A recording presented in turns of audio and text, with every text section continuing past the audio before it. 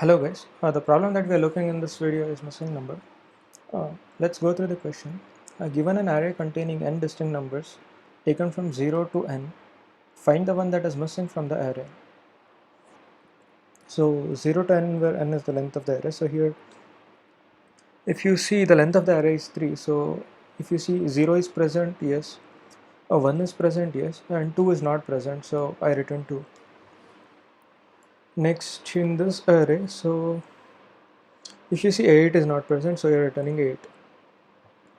And they have also given that your algorithm should run in linear time complexity. And also they have given us that using constant extra space. Okay, so first let's see the brute force way of doing this. Okay, so what you can do is you can see for 0. Okay, if 0 is present in this array, go through the array and check. So 0 is present, then I'll increment this counter to 1 and check in this array. If it is present, it's present, so I'll increment this to 2.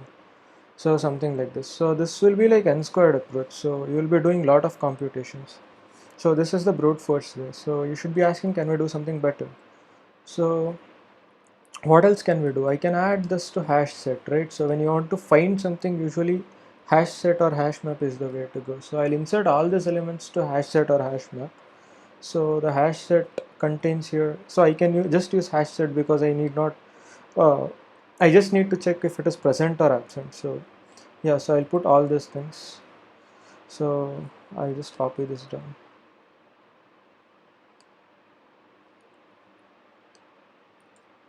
And then I'll start my counter at 0 and check if 0 is present. So this here it wouldn't require traversal of the array, so this is comparatively faster. So 0 is present. If it is present, go to 1. Check if 1 is present in the hash set. If it is present, go to 2. So when you find some element that is not present, return it. So this is one way. So you can do this way, but they have asked if you can do something with constant space. So this requires extra space. Whenever the task requires removing of duplicates or finding where only one of the duplicate is not present or something like that, then you should remember of XOR operation. So why? Because XOR, what it does is, if you see the truth table, when both are zeros, say two inputs, then the output is 0. If both are ones, again the output is 0. Only when both the inputs are different, say 0 and 1 or 1 and 0, so the output is 1. Let's see how we can use this property. Okay, let me just highlight this.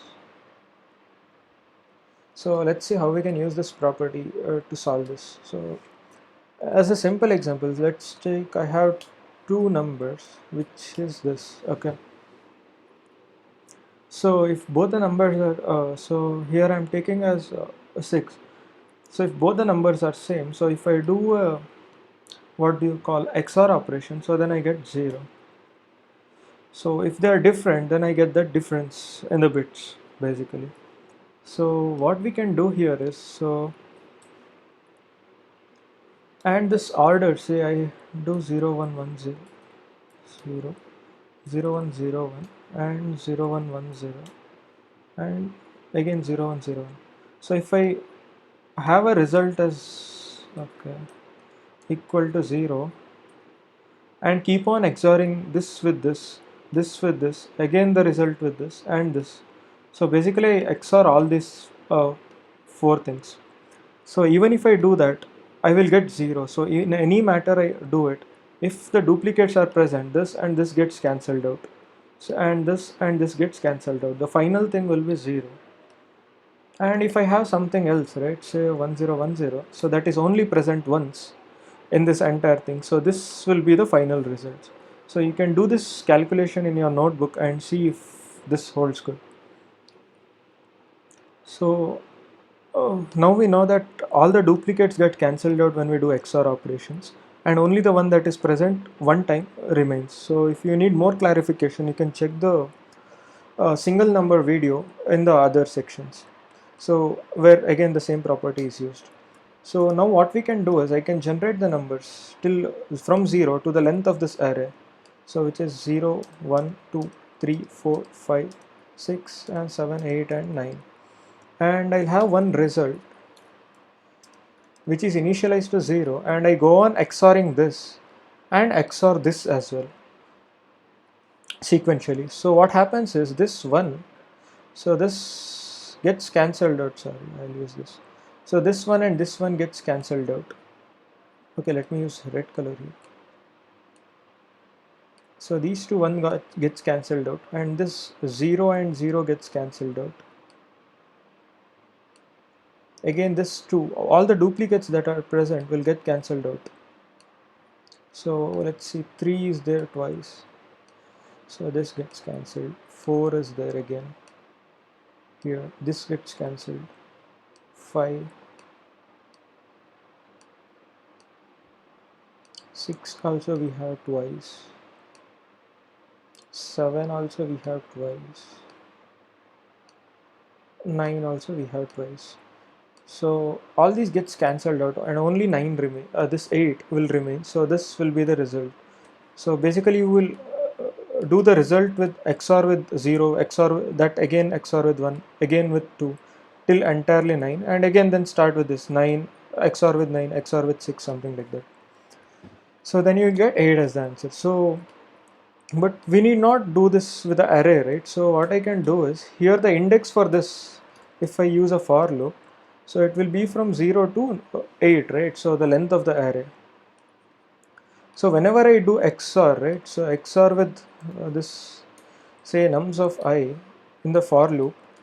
So I'll also, so this will be XOR, and I can also do an XOR with I, because this goes from 0 to 8 I. So, and I'll XOR with this as well as with the I. And finally I need to also do with the length also, because this if there are 9 elements here, I will only go up to 8, but I have to do with 9 as well. So if we see the code for this, it looks exactly same.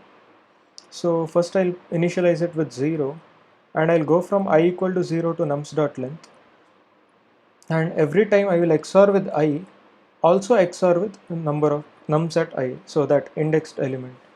So and finally I'll do an XOR with the length and return that as a missing. So if we submit this code,